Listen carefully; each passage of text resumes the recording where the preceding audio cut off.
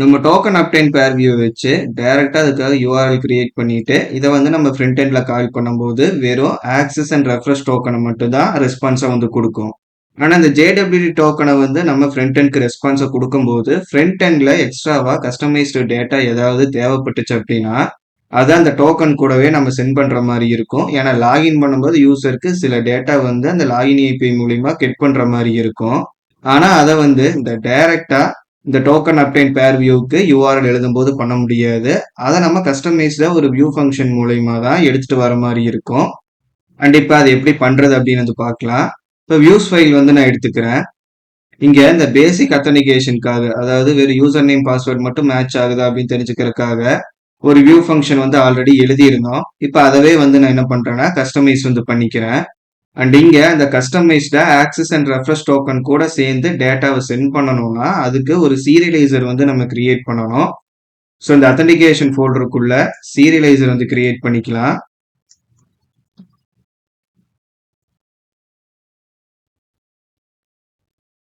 serializers.py அப்படின்னு ஒரு file வந்து கிரியேட் பண்ணிக்கிறேன். இங்க சிம்பிள் JWT பேக்கேஜ் கொடுக்குற பில்ட்-இன் சீரியலைசரை வந்து இம்போர்ட் வந்து பண்ணணும். So from REST framework simple JWT dot serializers import இந்த டோக்கன் அப்டைன் பேர் சீரியலைசர் இதை வந்து நம்ம எடுத்துக்கணும். அண்ட் இங்க நம்ம மாடல் சீரியலைசர் வந்து கால் பண்ண தேவை கிடையாது. ஏன்னா இந்த மாடல் சீரியலைசர் அப்படிங்கிறது இந்த பில்டினா வர டோக்கன் அப்டைன் பேர் சீரியலைசருக்கே வந்து இன்ஹெரிட் பண்ணியிருப்பாங்க. ஸோ நம்ம எழுத போற கிளாஸ்க்கு இந்த டோக்கன் அப்டைன் பேர் சீரியலைசர் வந்து இன்ஹெரிட் பண்ணோம்னாவே போதும். ஸோ அடுத்து வந்து நம்ம கஸ்டமா ஒரு கிளாஸ் வந்து எழுதிட்டு அதை சீரியலைசரை கன்வெர்ட் வந்து பண்ணிக்கலாம். ஸோ கிளாஸோட நேமா கஸ்டம் டோக்கன் அண்டர்ஸ்கோர் சீரியலைசர் அப்படின்னு நான் நியமிச்சுக்கிறேன். அண்ட் இந்த டோக்கன் அப்டைன் பேர் சீரியலைசரை நம்ம இன்ஹெரிட் வந்து பண்ணிக்கணும். அண்ட் இதுக்குள்ள நம்ம என்ன பண்ண போறோம்னா கிளாஸ் மெட்டா வந்து கொடுக்க போறது கிடையாது. ஒரு வேலிடேட் ஃபங்க்ஷன் மட்டும் நம்ம இந்த இடத்துல எழுதணும்னா போதும். ஸோ டெஃப் அப்படிங்கிற கீவேர்டு எடுத்துட்டு ஒரு ஃபங்க்ஷன் வந்து எழுதிக்கலாம். ஸோ ஃபங்க்ஷனோட நேம் வேலிடேட். ஸோ இதுக்கான பேராமீட்டர் வந்து செல்ஃபும் ஆட்ரிபியூட்ஸும் வந்து இருக்கும். அண்ட் இது ரிட்டர்ன் பண்றது பார்த்தீங்கன்னா சூப்பர் அப்படிங்கிற கிளாஸ்ல இருந்து வேலிடேட் அப்படிங்கிற ஃபங்க்ஷனை என்ன ஆட்ரிபியூட்ஸ் வந்துச்சோ அது கூட சேர்த்து ரிட்டர்ன் பண்ணியிருக்கோம். இது மட்டும் இருந்துச்சுன்னா வெறும் ஆக்சஸும் ரெஃப்ரெஷ் டோக்கன் மட்டும்தான் வந்து ஃப்ரண்ட் எண்டுக்கு சென்ட் ஆகும். ஸோ எக்ஸ்ட்ரா டேட்டாஸை நம்ம அனுப்பணும் அப்படிங்கும்போது இந்த இடத்துல இதை ரிட்டர்ன் பண்றதுக்கு பதிலாக என்ன பண்ணுவோம்னா இதை ஒரு வேரியபிளுக்கு வந்து அசைன் பண்ணிக்குவோம். ஸோ இதை டேட்டா அப்படின்னு சேஞ்ச் பண்ணிக்கிறேன். டேட்டா ஈக்குவல் டு சூப்பர்ங்கிற கிளாஸ் அதுல இருந்து வேலிடேட் ஆட்ரிபியூட்ஸ் வந்து அந்த ஃபங்க்ஷனை கால் பண்றோம். அண்ட் இது ரிட்டர்ன் பண்ற அந்த டேட்டாவோட ஸ்ட்ரக்சர் என்ன மாதிரி இருக்கும்னா ஒரு டிக்ஷனரியா வந்து இருக்கும். ஸோ அதாவது வந்து நம்ம போஸ்ட்மேன்ல பார்க்கும்போது ஆக்சஸ் அண்ட் ரெஃப்ரெஷ் டோக்கன் அப்படிங்கிற 2 கீ இருக்கிற மாதிரி அந்த டிக்ஷனரி ரெஸ்பான்ஸை வந்து வந்திருக்கும். ஸோ அப்போ இது வந்து ஒரு டிக்ஷனரியா இருக்கிறதுனால இதுக்குள்ள கஸ்டம் டேட்டா ஏதாவது போகணும்னா புது கீ வேல்யூ பேர்ஸை ஆட் பண்ற மாதிரி இருக்கும். அதுக்கு நம்ம டிக்ஷனரிக்கு யூஸ் பண்ற அப்டேட் அப்படிங்கிற மெத்தட் வந்து யூஸ் பண்ணலாம். ஸோ இந்த வேரியபிள் எடுத்துக்கிறேன். இந்த வேரியபிள்ல தான் இந்த டிக்ஷனரி வந்து ஸ்டோர் ஆயிருக்கும். ஸோ அதுக்கு டாட் கொடுத்துட்டு அப்டேட் அப்படிங்கிற ஃபங்க்ஷனை வந்து கால் பண்றேன். ஸோ இங்கே பிராக்கெட்ஸ் வந்து கொடுத்துடலாம்.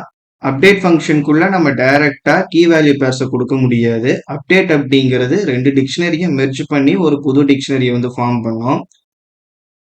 ஸோ டேட்டா அப்படிங்கிற வேரியபிள் இருக்கிற டிக்ஷனரி கூட நமக்கு தேவையான கஸ்டம் டேட்டா இருக்கிற மாதிரி ஒரு டிக்ஷனரியை வந்து கிரியேட் பண்ணி உள்ள நம்ம பாஸ் பண்ணிக்கலாம். அப்போ அப்டேட்குள்ள பாஸ் பண்ற இந்த டிக்ஷனரிக்குள்ள இருக்கிற கீ வேல்யூ பேர்ஸ் எல்லாம் அந்த டேட்டா அப்படிங்கிற டிக்ஷனரிக்குள்ள இருக்கிற கீ வேல்யூ பேர்ஸோட போய் ஜாயின் ஆயிக்கும்.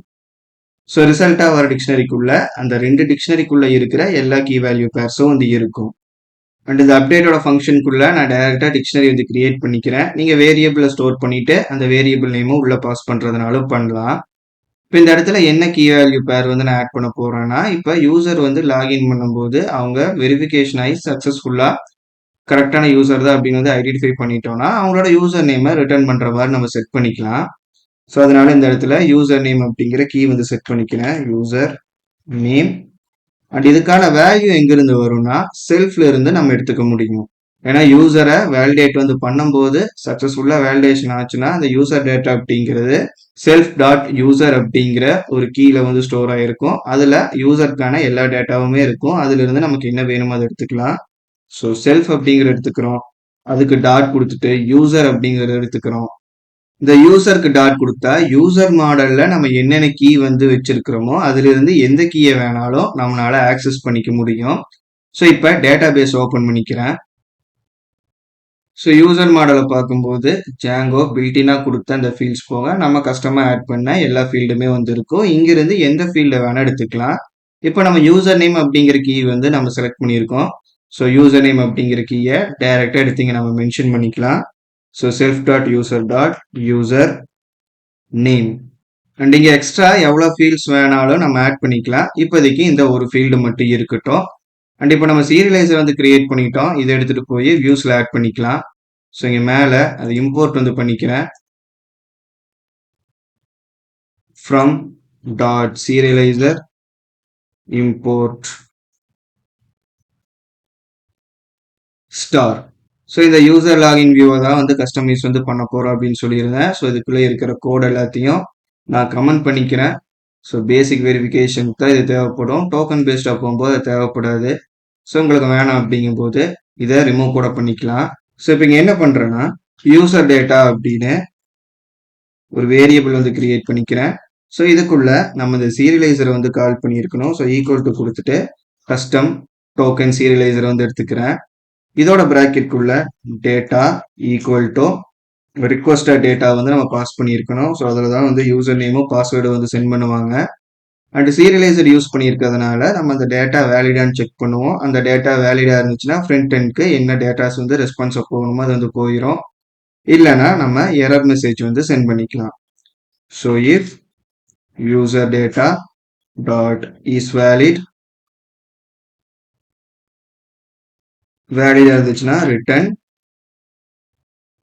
ரெஸ்பான்ஸ் பிராக்கெட்ல யூசர் டேட்டா டாட் கொடுத்துட்டு வேலிடேட்டட் டேட்டா அப்படிங்கிற இந்த ப்ராப்பர்ட்டியை வந்து நம்ம கால் பண்ற மாதிரி இருக்கும். ஸோ இதை வந்து நம்ம கால் பண்ணோம்னா ஆக்சஸ் ரெஃப்ரெஷ் டோக்கன் கூட சேர்ந்து நம்ம கஸ்டமைஸ்டா அந்த வேலிட் ஃபங்க்ஷனுக்குள்ள என்னென்ன கீ வேல்யூ பேர்ஸை ஆட் பண்றோமோ எல்லாமே சேர்ந்து ரெஸ்பான்ஸை வந்து போயிடும். ஸோ யூசர் டேட்டா வேலிடா இருந்தால் இந்த ரெஸ்பான்ஸ் வந்து போகும். சப்போஸ் அது இன்வேலிடா இருக்கும்போது எரர் மெசேஜ் வந்து நம்ம சென்ட் பண்ணணும். So else